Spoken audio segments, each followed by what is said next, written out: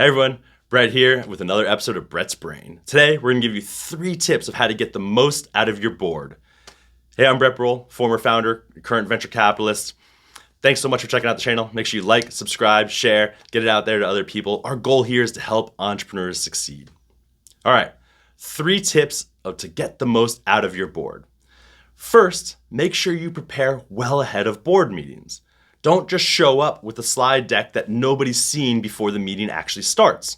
Send it out at least a week ahead of time and ask your board members to go through and ask any questions they might have about the prior quarter's performance ahead of time. That leads to tip number 2, which is don't spend your entire board meeting talking about the past. Your board is supposed to be strategic, forward-looking. Now your board needs to understand and know what has happened in order to help advise and be strategic. But if you've sent your board deck and all your information out ahead of time, they should already know what has happened in the past. They should have already asked all of those clarifying questions about performance and revenue and team and everything else that might have happened. Then in your board deck, make sure you have your 2 or 3 things that you want to get out of that meeting. What are those key objectives that you want to walk away with? What are the key strategies or challenges that you're facing over the next quarter or 2 quarters that you actually want to talk about?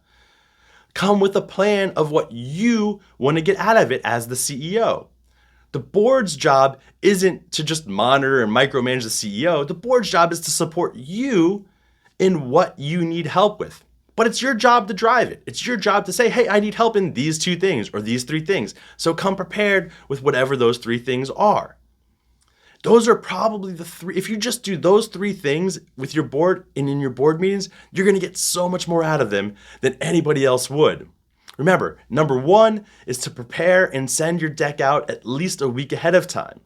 Number 2 is in your board meeting, you should only be spending 5 to 10% of your time looking backwards on performance because that should already be taken care of. And number 3 is come prepared with a couple of key points that you want to spend the majority of your time going over during that meeting. And here's a bonus for you. Don't only talk to your board once a quarter.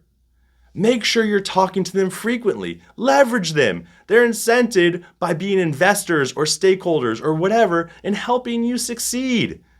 Make sure you're talking to them frequently. Leverage them for their networks, for their advice, for their experience. Take advantage of your board. And if you do that, you're going to be far more successful as an entrepreneur.